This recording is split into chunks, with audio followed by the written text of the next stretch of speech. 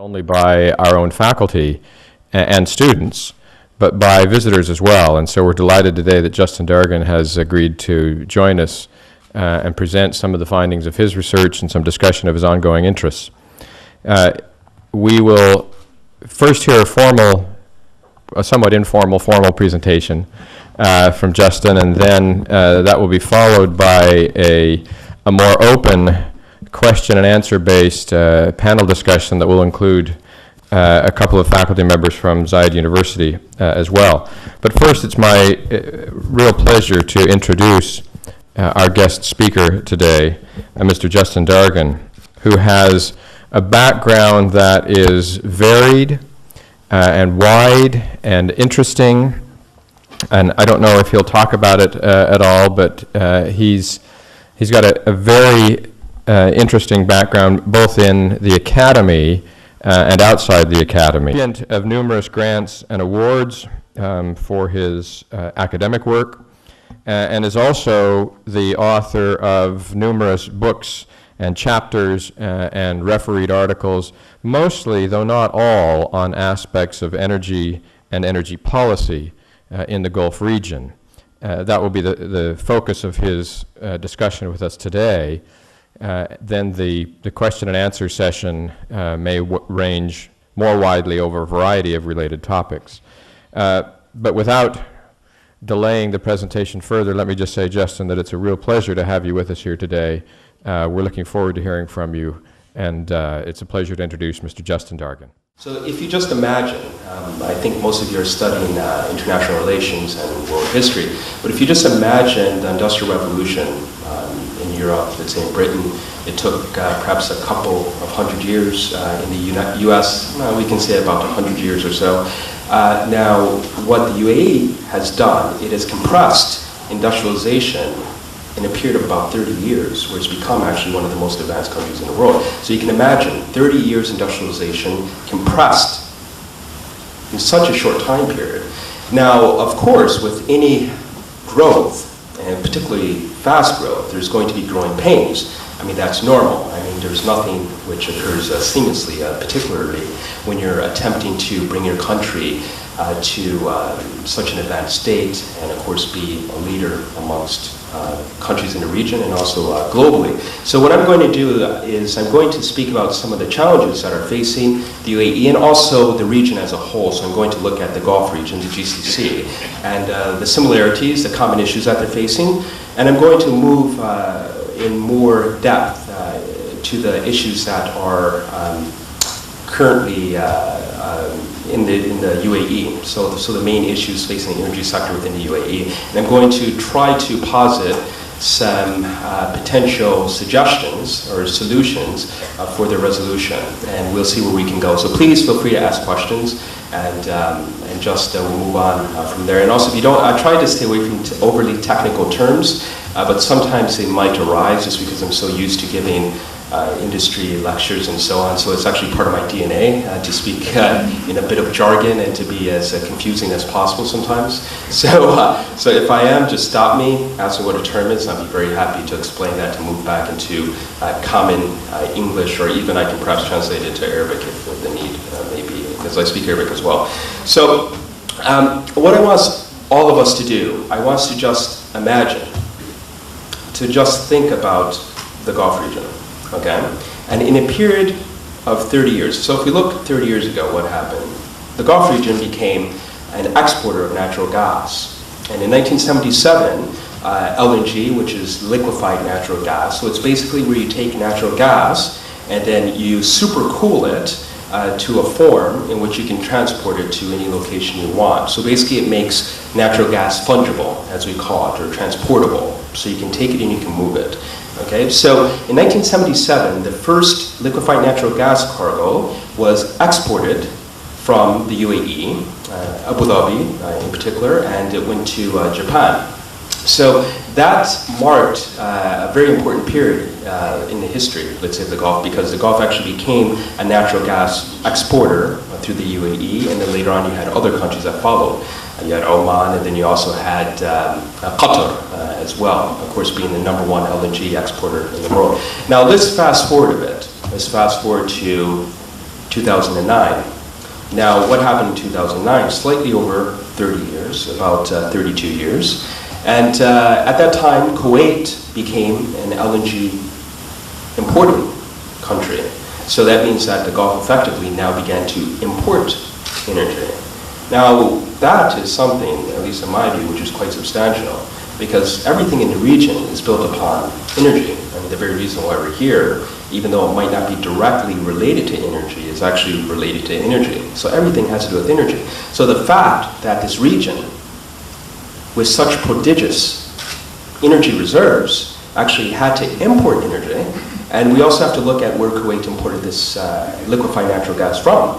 It signed a deal with Shell, and some of this natural gas came from all over the world, from Shell's portfolio. Some of it came from as far afield as Russia's Sakhalin field. And the Sakhalin field is in Russia's far east. So basically along the border of, it's close to Japan, more or less, so in Russia's Asian territory. So it came all the way from there to the Gulf in order to satisfy Kuwaiti energy needs. Now, that obviously seems a bit counterintuitive, obviously, because there are so many energy reserves. I mean, if we look, it's just actually intimidating when we look at the figures. But now, the region effectively began to import energy. Now, that was soon thereafter followed by a decision in Dubai to begin to import LNG as well. I mean, so we're starting to see a trend in the region where countries that are blessed with just abundant natural resources, energy reserves, now they have to begin to import energy as well. So I want to, during my presentation, I want to get into the reasons behind that. Okay, why has this occurred? And perhaps what can be done to at least begin to combat this at some level so that the economic growth within the region is not impeded, and that there can continue to be high levels of growth every year. Now, there are several reasons why the region began to import LNG, and this actually affects every Gulf country except for Qatar. Although Qatar has some of the same structural issues, but because Qatar has has such an abundance of natural gas, it's able to escape from some of these internal contradictions, if you want to call them that. But the rest of the Gulf countries, if we look at the other 5 countries of the GCC, they are more or less going through the same issues, although they are handling it in different ways. So there are several issues, or several causes behind that, and basically about 5 main ones. So I'm going to go into those, and then I'm going to attempt to analyze how this impacts the UAE and what the UAE can do to resolve some of these issues. The first cause has been an extreme rise in domestic power and natural gas demand. So that is the first cause for this imbalance between supply and production in the region. Now, what has been the reason for that? Actually, we can say that the cause was actually quite good. I mean, because the region has experienced just enormous economic growth, in particular over the past 10 years. So if we look at the period between 1998 and 2008, the economic growth in the region, we can say, has averaged roughly about 7.6%, which is just absolutely phenomenal. I mean, these are Chinese rates. I mean, these are rates of economic growth which are rarely equaled anywhere else. But at the same time, when you have economic growth, that also implies that there's going to be growth in energy demand. Why? Because obviously you know that if you want to have an economy that is humming along, you need energy to fuel that. Okay, so you're going to have industry sprouting up, you're going to have more people coming, more people working, office buildings, you're going to have everything associated with that. And then that's also going to increase your energy demand as well. So if we look, energy and power demand has also increased at the same time, which more or less tracked the rates of economic growth. So if we look at the rates of power generation, or the growth in power generation, was about 6.2% per year as well. Okay, so from 1998 into 2008, about 6.2% growth per year of electricity demand. And then if we look at power demand, that grew, if we look at gas demand, that grew 5.5%. If we look at electricity demand, that grew 6.2%. And this is only slated to increase because industrialization in the region is still happening. So the region and the UAE is still attempting to attract industries, heavy industry to the region, energy-intensive industries. So this utilizes a lot of natural gas and electricity and so on, which is necessary to keep this moving on. So that's one of the major reasons. And some of the current strategies to deal with that, if we look at what, for instance, some of the northern Emirates have attempted to delve into, let's say, coal production, or to meet some of these challenges, although that's only temporary at best. So really some substantive solutions need to be found, perhaps. And I think that perhaps renewable energy and the nuclear plant may be one of those solutions, but we'll discuss that later. So one of the second causes of this growth in energy demand has been the governmental focus on industrial diversification. Okay, now I don't want to use overly large words here, but basically what do I mean by industrial diversification? That means that when the economy is reliant upon one export, what you want to do as an economy, you want to have it based upon different exports, okay? So that if something happens to one particular export, let's say there's a bust in the market, as they call it, or there's a price decline, or there's a lack of international demand, or what have you, then you want to make certain that your economy can still continue to grow, because it can be impacted quite significantly from the loss of that one revenue source. So most of the Gulf countries, quite prudently, in my view, have chosen to engage upon industrial diversification drive. So what do I mean by industrial diversification? In the region, there has been obviously, the region has been focused on just exporting oil, crude oil, since we can say the mid-20th century. I mean, so most of the local or the regional economies have been geared towards exporting crude oil. Now, what does this imply? If you look at crude oil, it's exactly as it seems. That means that you just take the oil out of the ground and you export it. Okay? And then what happens when you export it?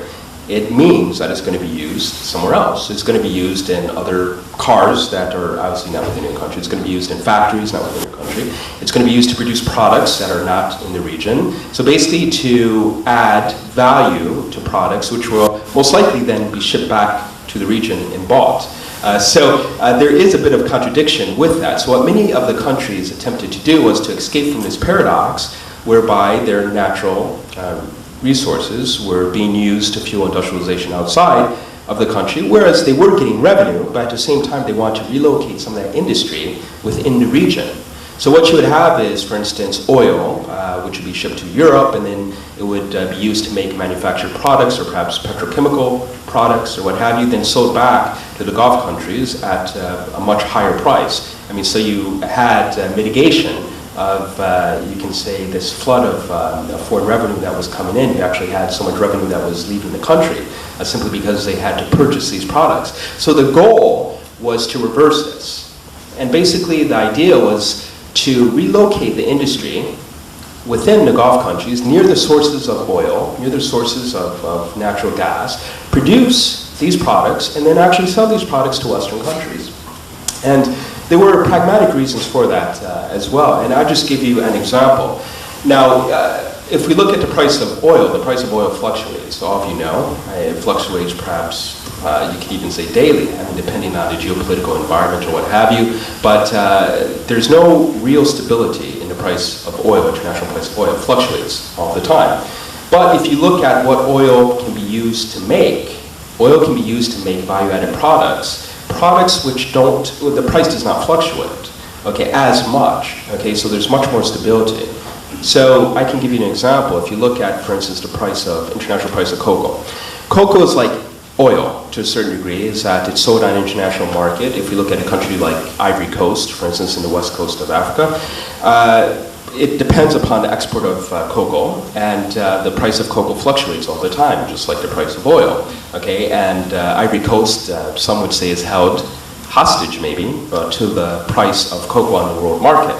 So if we don't want to eat Snickers bars anymore, or if we don't want to eat Mars bars or whatever your poison may be, then what will happen is the country's economy on the Ivory Coast may decline, and it may degrade, and then you can have very significant political implications because of that. And we've actually seen this actually over the past few months. There was issues in Ivory Coast, and really this can be attributed to the lack of revenue, and then there was also discontent and so on. So if you take the international price of cocoa, for instance, okay, compare that with the price of the Snickers bar.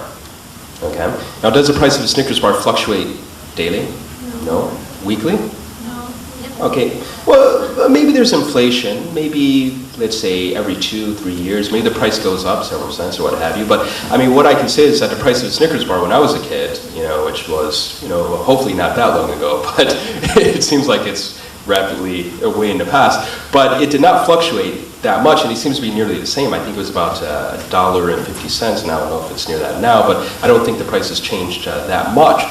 Now, we can take that and we can apply that to the oil sector, okay? You take raw oil, let's say, you take crude oil, okay, that has not had anything done to it, just oil taken out of the ground, shipped, okay, to some other country, okay, and then you manufacture that, or let's say you add value to that, okay, and you make petrochemicals or what have you, plastics, maybe, okay? So the price of plastic does not fluctuate as well that often. So you have the same concept. So the reason why many of the Gulf countries wanted to diversify was to ensure this revenue stability. So it'd be nearly akin to a country such as the Ivory Coast. Instead of saying we're going to export cocoa, okay, we're going to export Snickers bars, okay? And then if we export Snickers bars, then our economy is not going to be held hostage to this erratic, sometimes price fluctuation and what have you. And there are just immense social implications that are attached to that. So we really have to think about that. So that's really one of the main reasons why the Gulf countries were focused on diversifying their economies. And then also you have this demographic boom. You have so many young people that are entering into the workforce. I think that the MENA region, as they call it, the Middle East, North Africa region, is actually the youngest region in the world. What I mean the youngest region, it's the region that has the largest amount of people under the age of 30. I mean, so you have to provide jobs for all these people. And now you have more universities as well, such as this university. All of you are going to want, challenging jobs, So this is something which is across the Gulf, and also by extension across the MENA region, across the Middle East, North Africa. So you really have to have job creation, and you really can't have job creation by just exporting crude oil out of the ground and just shipping it. No, I mean, you can have 1 or 2 workers or what have you, but and sometimes skilled workers, but I assume that the reason most people are going to the university is not to work in the oil field extracting oil. I think that you want to work in an office setting or what have you. So you need to diversify in order to achieve that. And that's what the countries have been doing. But at the same time, through diversification, what happens is that you have an increase in energy demand. Okay, and you have an increase in energy demand because, let's say if we look at the petrochemical sector, uses much more natural gas. And if you look at, if you want to encourage, let's say, steel smelting, or if you want to look at cement firms or what have you that are manufacturing cement or fertilizers or what have you, this all takes an enormous amount of energy. So what happens is your energy demand increases. So I don't want to lose you here, but this is the second cause for the growth in energy demand in the region. If you recall, the first one was the extreme increase in domestic power and gas demand, and this is related to that. Now, if we look at one of the third issues, or one of the third causes of this, and that has been gas exploration and production challenges. So there are a few issues related to that. Now, one issue has been OPEC quotas.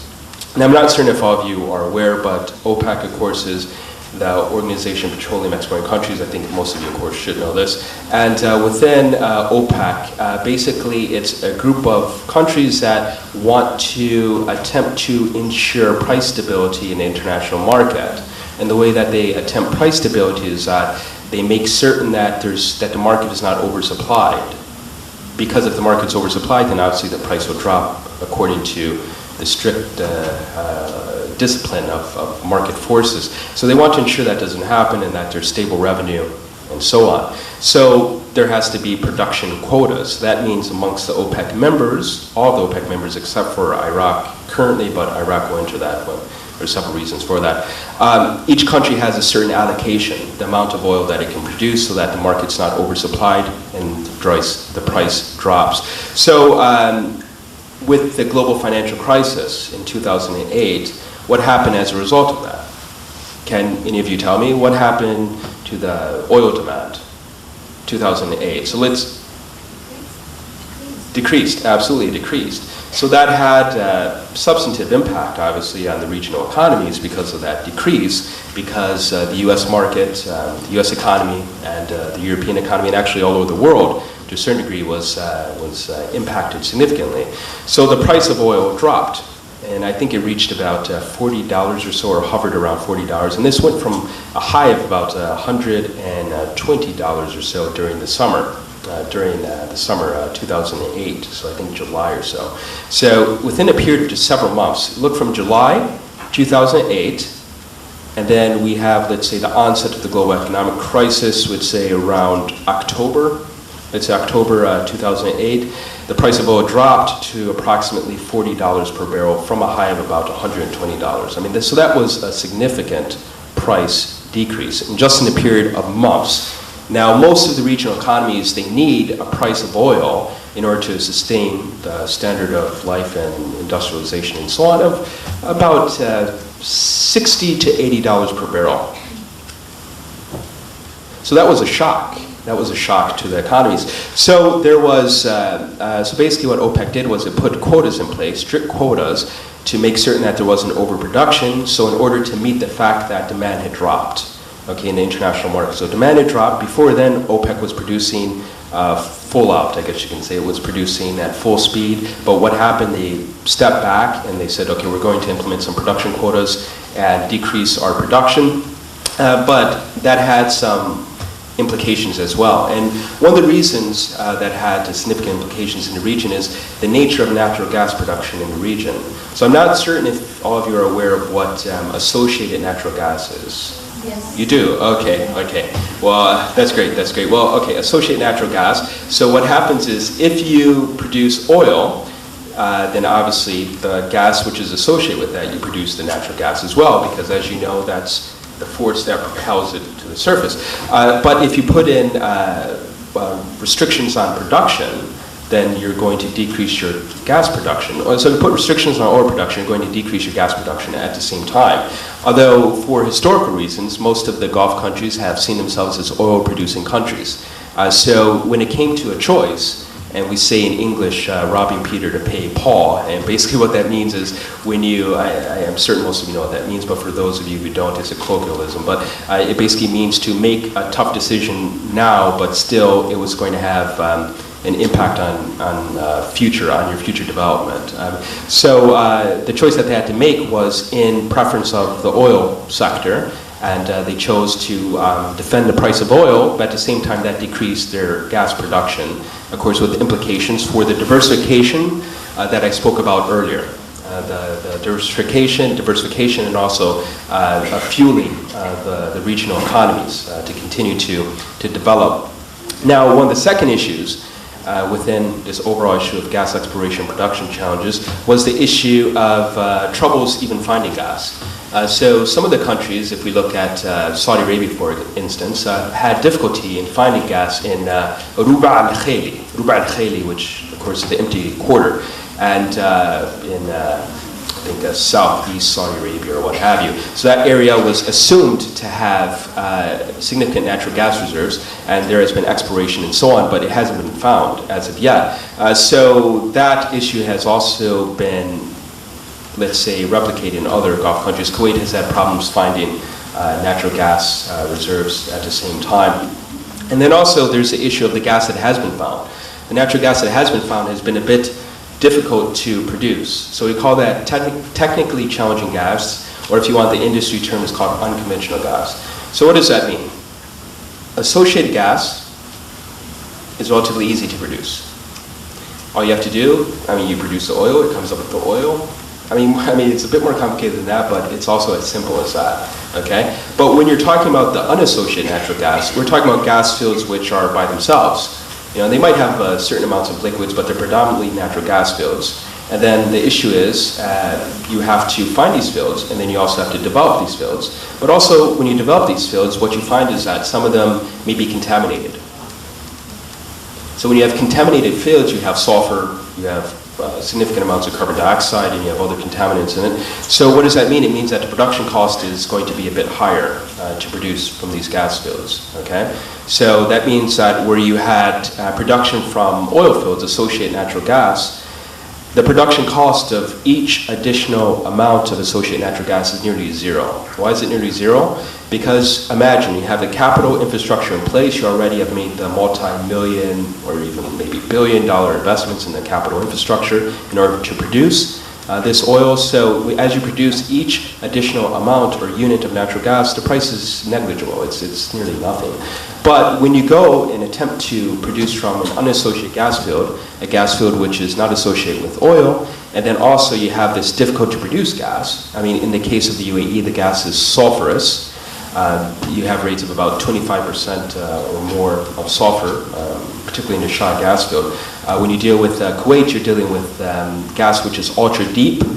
So we're talking about roughly about 15,000 feet or so beneath the surface. Now, just to give you some context, because without context it's all useless, as they say, if we use the North Field in Qatar as an example, the natural gas is about 40 feet below the surface. Okay, so in Kuwait it's about 15 to 16,000 feet below the surface. I mean, so that's significant. And what does that mean? It means that it's going to be much more expensive to produce that gas. Okay, if you look at the case of Oman, the gas is known as ultra tight gas. Okay, and ultra tight gas basically means gas which is caught between the crevices of sandstone. So what does that mean? It means that you have to blast apart the sandstone in order to get at this natural gas, and that also implies a more significant production cost rather than just producing the oil, then the gas comes along.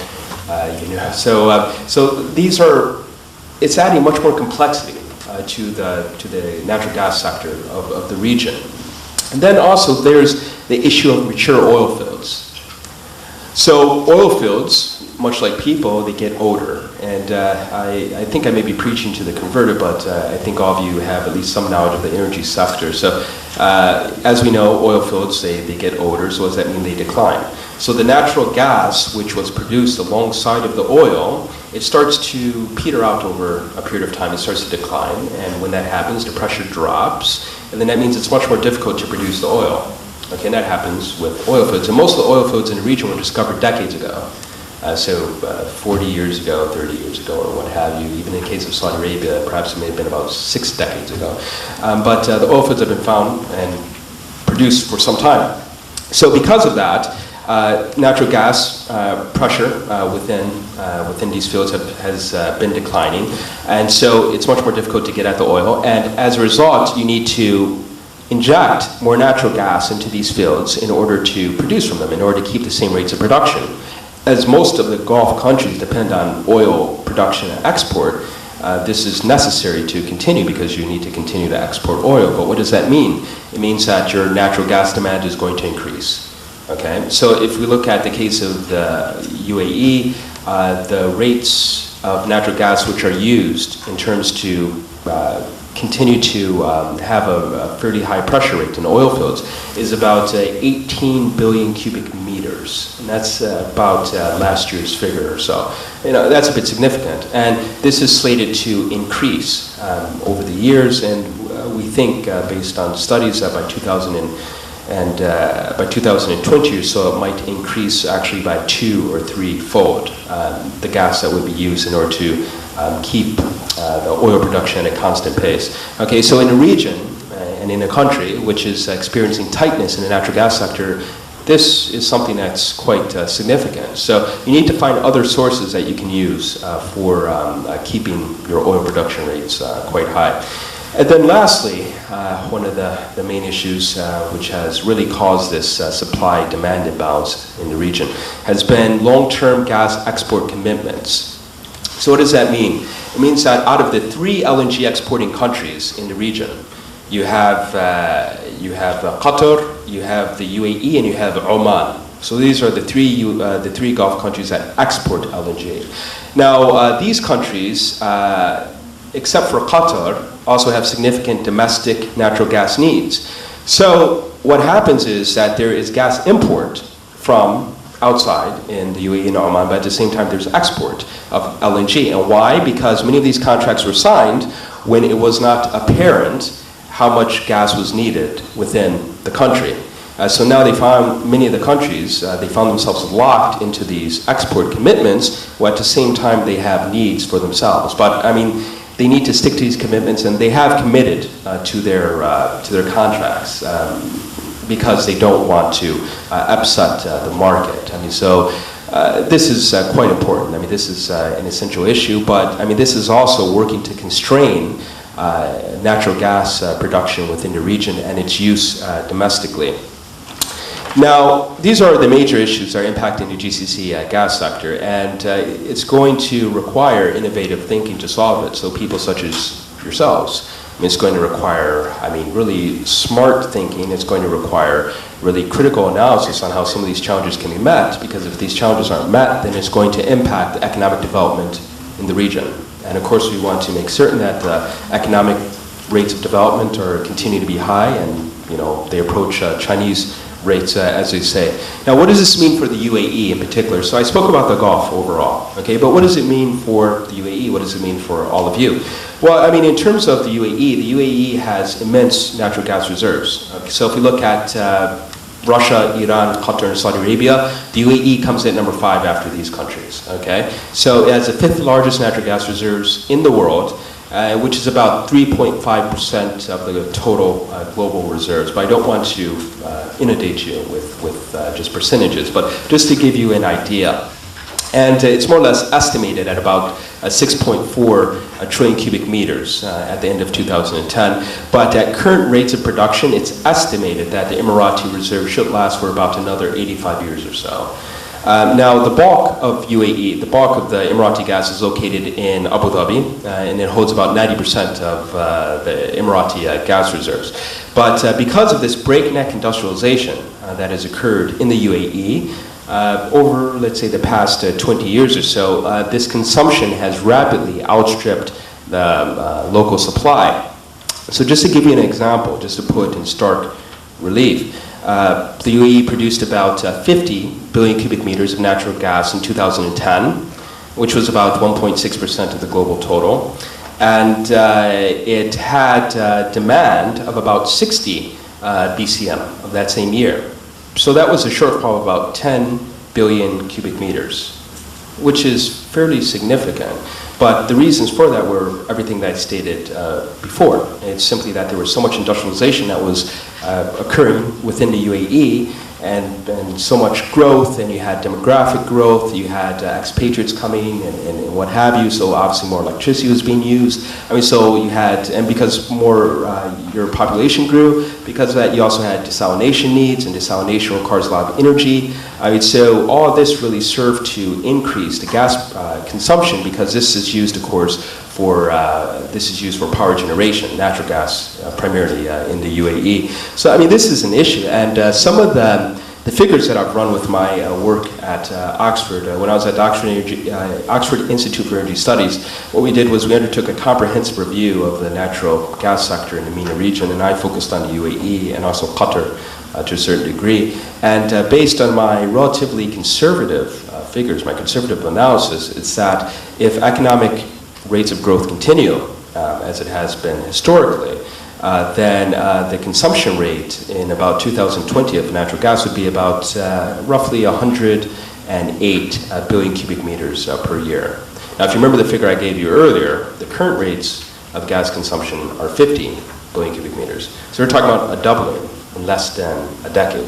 Now, of course, this is just one scenario. This is a forecast. Anything can happen before now in 2020. I mean, we've seen, no one expected really the global economic crisis, or very few people did. I mean, so things change obviously quite rapidly, but if things continue along their historical pattern, their historical trend, then we can definitely presume that this natural gas consumption is going to increase to this rate. So, I mean, this is going to require some really critical thinking on how to challenge this and how to combat this. Now, there has been several initiatives that have been proposed, and some that have been adopted, obviously, within the UAE. Now, one has been pipeline import. Now, most of you have heard of the Dolphin natural gas pipeline, so it's basically gas export from Qatar to the UAE and Oman.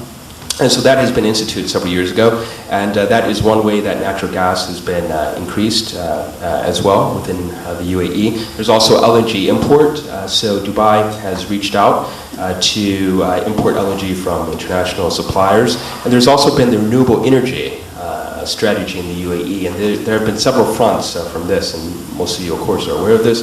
Must-Start Initiative. So Must-Start Initiative, of course, is supposed to become a template for future urban development within the region. So basically how to construct cities which are not going to depend upon fossil fuels. So that's quite an ambitious undertaking. I mean, but that is basically, the reason that has been constructed is because this scenario has been in the minds of those who think about how to continue the economic development of the country. And there's also been the creation of the Shams 1 concentrated solar plant, which is slated to be the largest concentrated solar plant in the world. So this is supposed to be one of the major pushes, let's say, towards development of renewable energy in the UAE. And there are also other energy efficiency plans as well.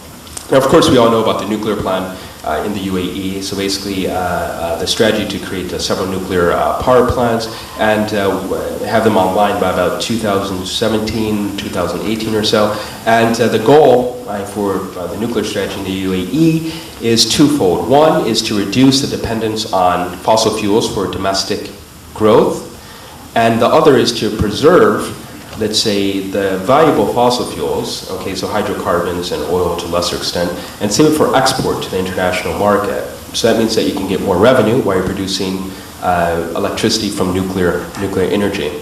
And then there's also been this idea of gas cities has been promoted. Now, what are gas cities? Gas cities has been this idea which has been developed by Gas, and it's where you have within one area all of your heavy industry, all of your energy-intensive industries, heavy industry, and so on, and you have it sited within one place. And hopefully, what that would allow you to do is you can predict with a fair degree of accuracy what natural gas demand or electricity demand is going to be from that particular area. So it's called rationalization. So that means that instead of having a plant here, a plant there, a plant there, you put it all within one location, and then hopefully you can attempt to predict or forecast what their needs will be, and then you can continue to supply the requirements of electricity and natural gas. So that's been an idea that has been muted, that has been posited, and there's been movement on going ahead with that. And then finally, there has been energy conservation campaigns. And I think most of us saw the Heroes of the UAE campaign. I think it started about 2 or 3 years ago. And basically this campaign was developed in order to encourage the citizenry and also expatriates to conserve electricity. So it means instead of having the stereo and the television and the lights on when you're not in the home or in other rooms, to basically show some consideration for the environment and to turn all these off, because, I mean, as I say, every little bit helps, and if the cumulative effects of, let's say, 1 million people doing that can be quite significant.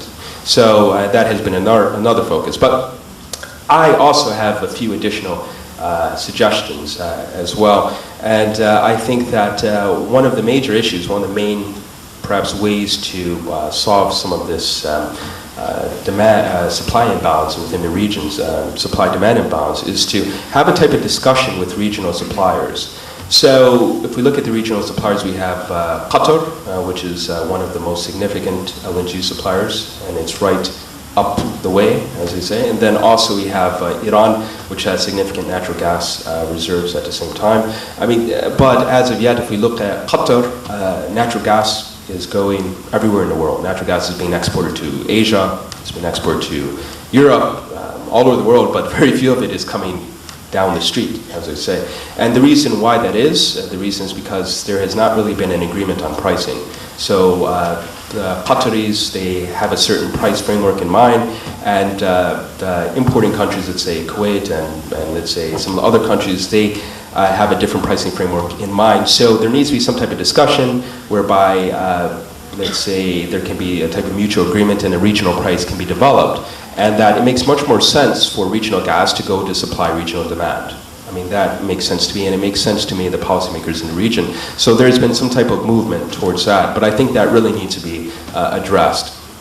And then I think that there should be a type of mix of carrot and stick policy. Now, what do I mean by carrot and stick? There really needs to be an addressing of the critical energy use peak periods. So we have, particularly during summer, when air conditioners, as of course all of you know this because you experience it, but air conditioners obviously have to be on all the time during the summer because the temperatures can be quite punishing. So this particular time period is when you see peak electricity demand, and this is also a time period where there are blackouts. I mean, so we have blackouts in the Northern Emirates. I think most of you recall Sharjah a few years ago and so on. And it always happens during summer. It happens because of the fact of air conditioners going full blast all the time, and it really puts strains on the electricity sector. So what really needs to be done is perhaps some type of carrot and stick strategy whereby there's a slight increase in prices, at one extent, and on the other hand, there are some energy efficiency measures, or electricity efficiency measures that are instituted as well for appliances and also certain homes and so on. So this could really go a long way.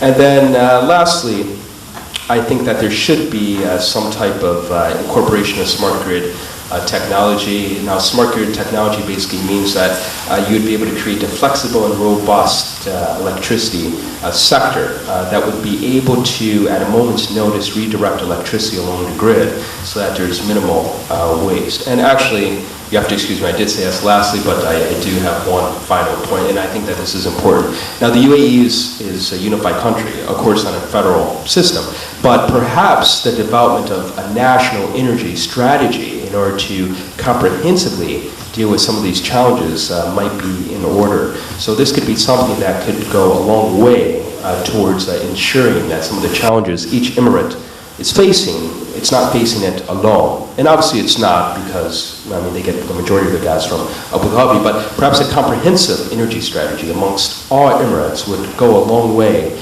towards presenting a unified stance and resolving, let's say, some of the more exaggerated articulations of the natural gas shortage within the country. So I would just like to end here, and I think we're going to have some directed questions, and we'll perhaps open up the floor for questions. So thank you. Thank you.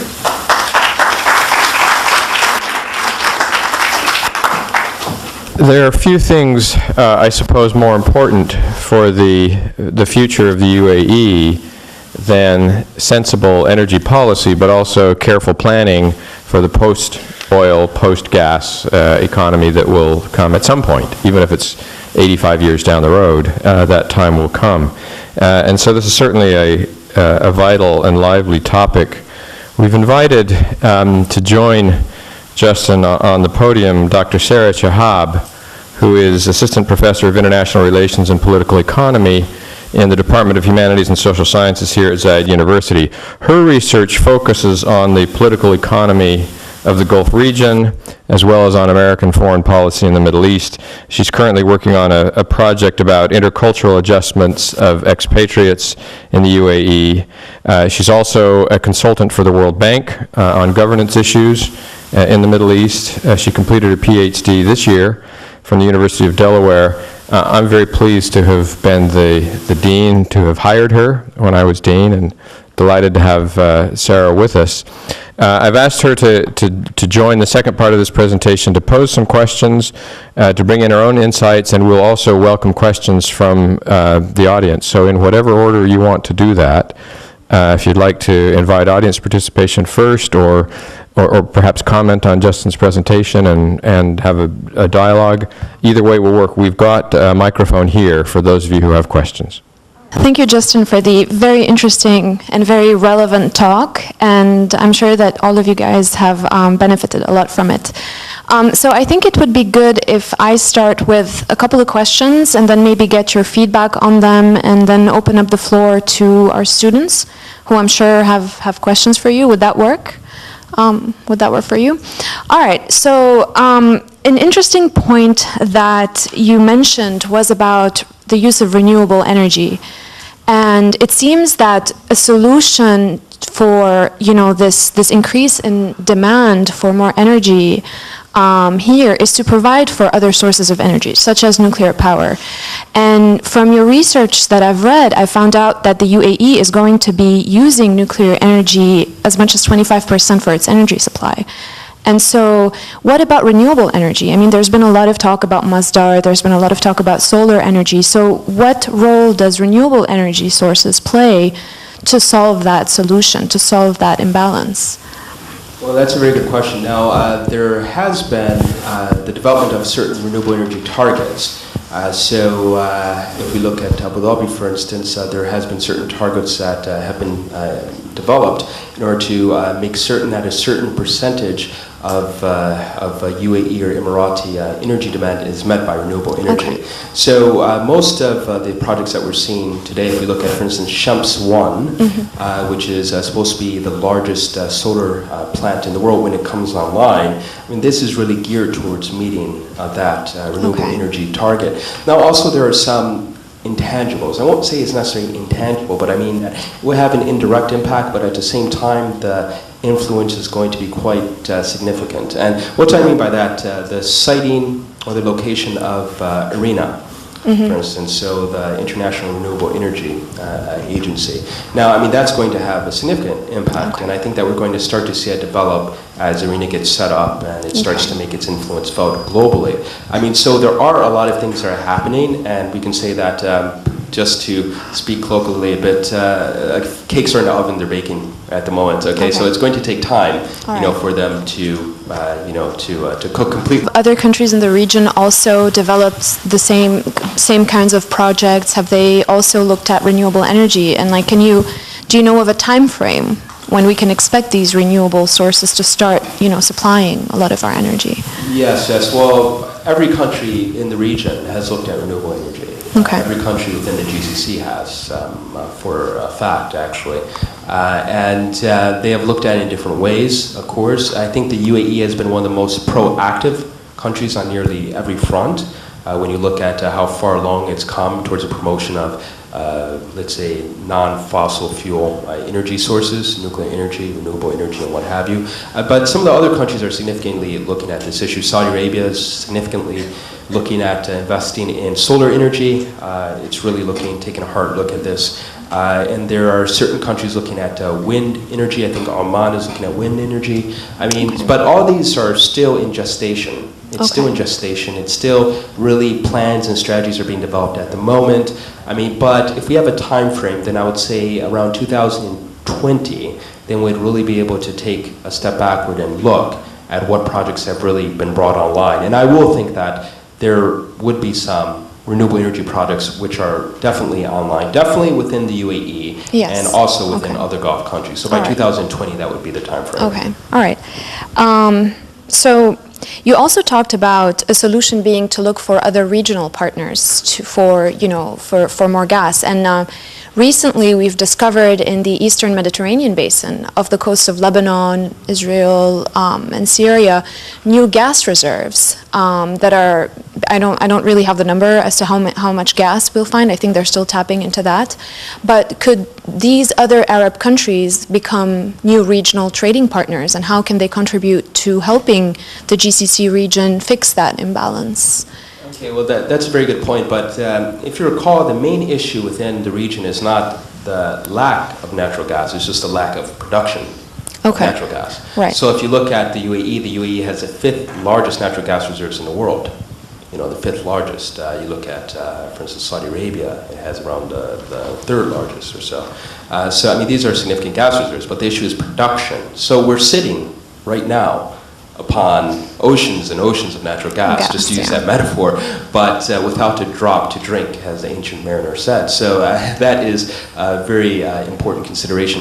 But I think at the same time, yes, I think that there could be some scope for, let's say, collaboration with other countries within the wider MENA region. But I think if we look at the large natural gas field that has been found off the coast of Lebanon, Turkey, and Israel, there are still significant issues related to that in terms of boundary lines and so on, and demarcation and so on. So this is going to be a contentious Right. issue, then on top of other regional issues as Right. well, which I don't need to get into, but I mean, it's not going to be easy. So I mean, I think that it's going to definitely, it would take some time to get those up and running, to get those natural gas fields in the Eastern Mediterranean running. If it works.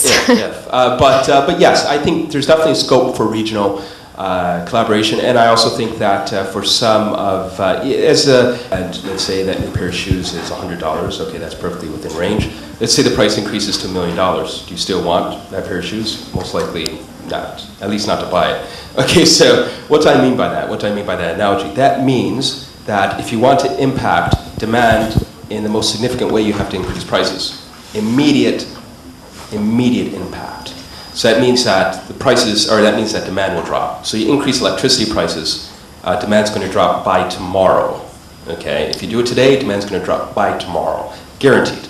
Okay, but as you correctly indicated, there are myriad social and economic and political implications of doing that. And that's why I didn't really get into that, because that is something that policymakers need to consider, because that is definitely a very contentious issue. So I think I would leave that for the policymakers. But just to put it in perspective, though, to increase price, yes, it would influence demand, and if we increase the price of electricity, the price of natural gas, but then you also have to look at what costs. So one of the reasons that there has been a very low electricity price within the region, actually across the MENA region overall, has been twofold. On one hand, for the energy exporting countries, is that energy has been viewed as a birthright. Energy has been viewed as a national good, a common good. Okay, so that means that if you're a citizen, the oil belongs to you. It's just that it's being held in trust by, let's say, by the government, but the energy is yours more or less. And what happens, there's redistribution through either free education, healthcare, or what have you. So, I mean, that goes to the basis of how energy is considered within the region. So, on one, that really militates against increasing prices, because the good is yours if you're a citizen. I mean, it's only being held in trust, but it's in your name. That's on one hand. Then on the other hand, the economic diversification strategy. Okay, so you want to encourage industry to relocate in the region. You want to encourage energy-intensive industries, so that means that these industries, manufacturing industries that are using a lot of electricity in the production process, so they're not going to relocate here if electricity prices are high. So that has been a comparative advantage of the region, low energy prices. Right. It's been a comparative advantage. So there is obviously some pushback on whether you want to impact your diversification strategy by increasing prices, because would you still have as much industrialization ongoing and that are quite competitive globally if prices are increased? And then on the other hand, which is more of the psychological aspect, as I told you, energy resources are viewed as national patrimony. Right. So these are issues to consider. Okay. Well, that answered all of my questions. Any of our students have questions for Justin? Yes. What are the social implications of the rentier state resorting to imported oil? And what does it mean to the general prosperity of the country? Okay, well that's a good question. In terms of a rentier state, there is not really that. In terms of the regional countries importing oil, that's not really an issue now, but natural gas, I think, would be an issue. So in terms of a rentier state importing natural gas, there are perhaps some social implications, but it depends how it's approached. One of the ways is that, okay, if you look at the domestic gas prices, they're fairly low in the region. So it's hovers around $1.50 or so per unit of measurement. You use MMBTU, millions of British thermal units. So it's about $1.50 average, okay? Although you can't import LNG really below $5 per MMBTU. I mean, so there is this type of discrepancy, I suppose. There's a type of difference in price differential between the domestic prices and also the imported price. So the question would be backed, I suppose, is how would that be met? I mean, would that be just a straightforward subsidy? So would any Gulf government, let's say, just purchase the LNG and then supply it at the same pricing structure? Would you do that? But then that would put significant pressure on the national budget if you do that. But if you increase prices, then again you have other social issues because in the UAE and Qatar you don't really deal with segments of the deprived or deprivation or poverty. Not really so much in these countries, but there is some deprivation in other Gulf countries. There are poor people in some other Gulf countries, and so there is a question on how some of these people will be able to pay for the increase in electricity and also energy overall. I mean, so how would you meet that? And so, I mean, this is what I want you to think through. So these are the indications of it, and then you can perhaps do the math, and then you can see where what the result of this would be. But this is what would be some of the major potential impacts of, let's say, relying upon imported energy, and then if there's no modification of the pricing structure, if there is, then what would happen? Thank you. Sure. Yes. I've got a question. Since you're talking about alternatives, like moving to alternative energy, are they only doing it because they're running out or to preserve, or are they also doing it because of environmental issues? Are they taking environmental issues into consideration? Right, and just going off of that, what are the environmental costs of, rapid industrialization and this over-reliance on gas and oil? Yes, okay. Well, to answer the last question first, or the latter question answered first, what I think are some of the environmental implications is that the Gulf region is one of the highest emitters, or has some of the highest rates of carbon emission per capita in the world. So if we look at the largest aggregate rates, okay, the cumulative rates, that's in China. And China surpassed the US about 2 or 3 years ago to be the #1 carbon emitter in the world. But per capita rate of carbon emissions, low. Why would that be? Because you're dealing with so many people. I mean, so you have so many people in China, and then if you just divide that per citizen, then obviously the rates are going to be low. But collectively, the rates are high. The U.S. used to be #1 carbon emitter, but lost a place to China, so the second largest. But then we have to look at per capita on a per capita basis. So we have to look at population, and then we have to look at the amount of carbon emitted. So some of the countries in the region, because of their industrialization, have some of the highest carbon emission rates in the world on a per capita basis. So not collectively, not in aggregate, but on a per capita basis. So, I mean, this obviously has implications for how the region is seen globally, and of course, the region really wants to promote itself as being a very dynamic place, a global steward, a global citizen, a region which is not going against the grain of global opinion and what have you. So yes, this means that there is a type of consideration of global concerns of climate change, whether climate change is anthropogenic, as they say, which means man-made or human-made or not, or what have you. But still, there is this concern of how the world sees it. So yes, this does play a role, okay? But ultimately, it all goes back to the issue of the fact that natural gas is not being able to be produced enough. There is enough natural gas here. So it's not that it's running out, or rather it would run out in about 100 years or so, but I mean, I think you meant in a much closer time frame. No, rather the issue is that demand has not been able to keep up with, or supply has not been able to keep up with demand. Production has not been able to keep up with demand. So the renewable energy development is first and foremost predicated on meeting that challenge. And then secondarily, it is predicated on preserving fossil fuels for export.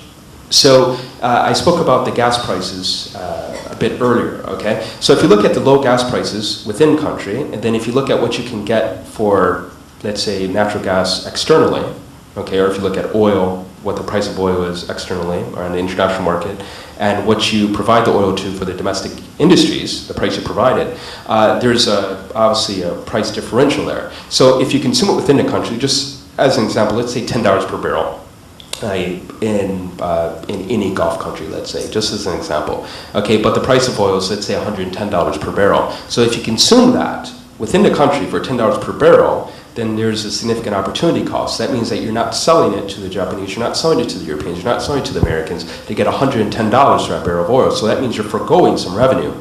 And so the idea is to create some type of alternative energy source that would meet the domestic demand while allowing the country to still take advantage to the fullest extent of its natural resources by exporting it to the international market. So these are the primary goals of the renewable energy development within the UAE and also regionally. All right, other questions? Yes. I want to add my voice to Professor Sarah. According to the new renewable energy source, why to go to the nuclear while we have the solar system? And the big question mark around the nuclear reactors and the side effects on the human life. So why to go to that while we have the solar system or the solar energy?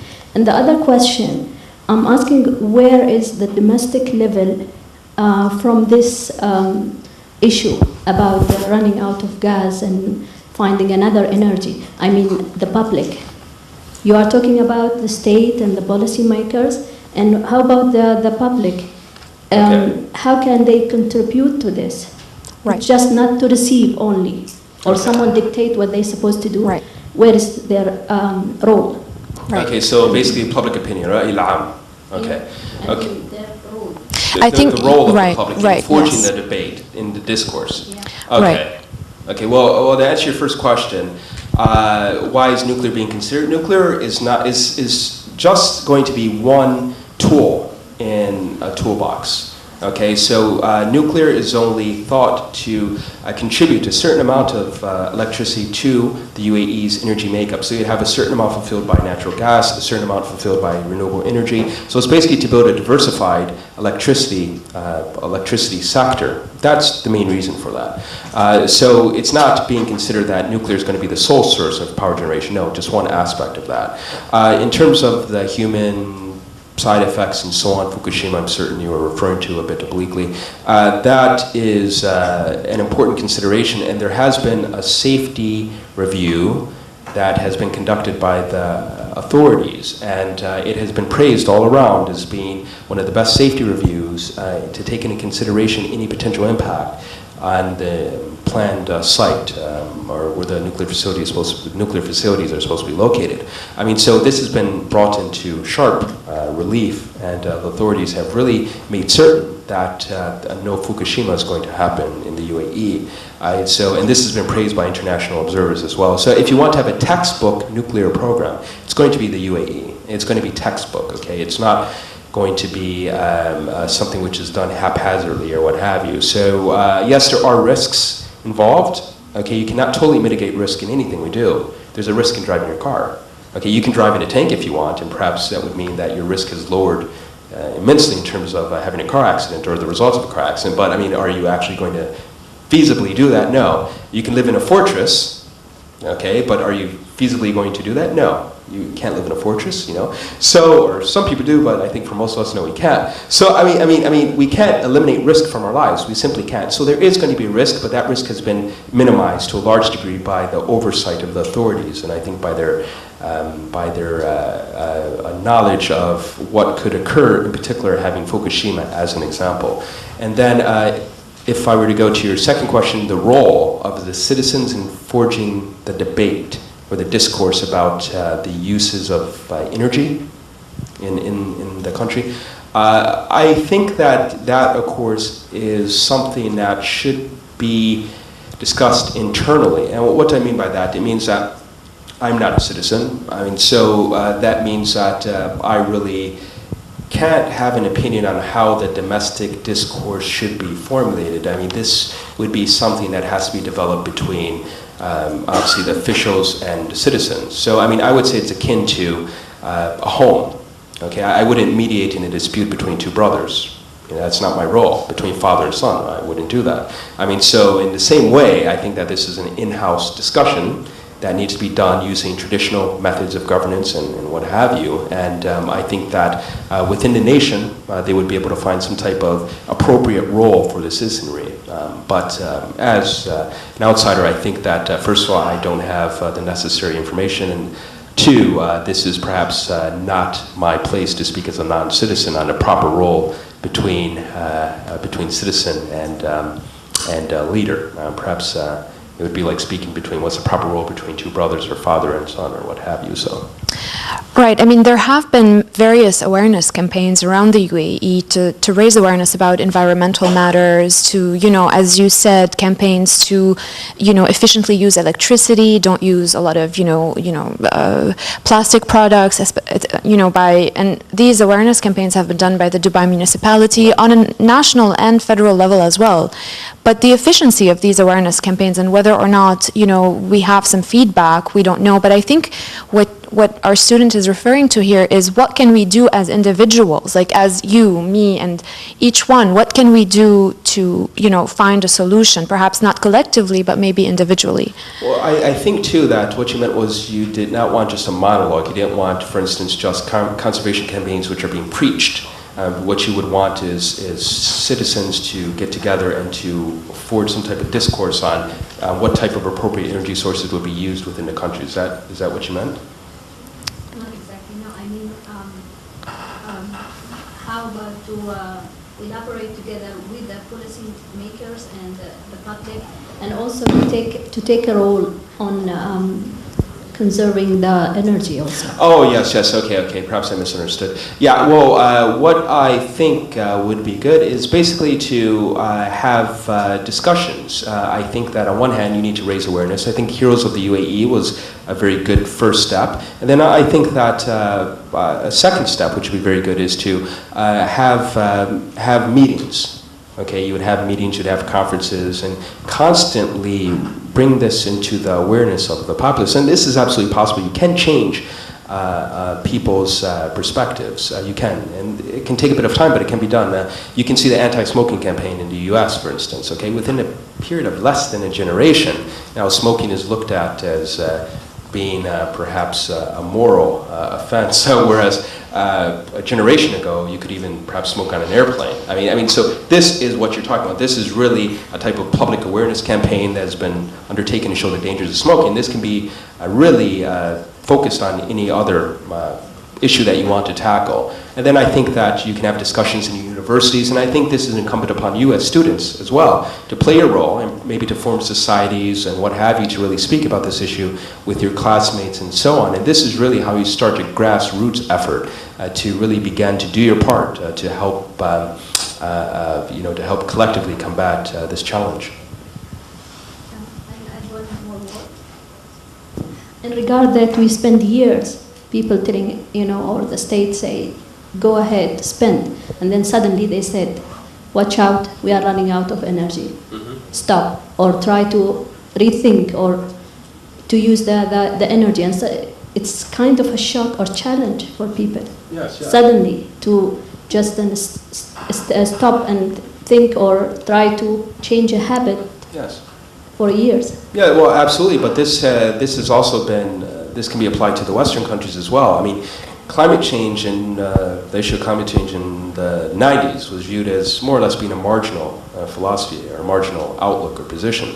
And then quite rapidly, let's say the early 90s, and quite rapidly it became the status quo, the intellectual status quo. And if you depart from it, then you are marginalized, okay? So what does climate change imply? It implies that all the countries of the world, in particular the Western countries, they need to exercise much more consideration in how much carbon they're emitting, and this is directly related to energy production, okay, to energy use, consumption, not production, and energy usage, okay, so basically what every citizen is doing, and this is a shock as well to the Western consumer at the same time, because now we're told that we have to become aware of how much energy we're using, because we are playing a role in what has been developed as being man-made climatic change. So, this is a global effort, actually. So it's not just an effort of the UAE or of the Gulf or what have you. This is actually a world effort. I mean, so that's what these carbon mitigation agreements or climate accords are actually attempting to combat at the moment.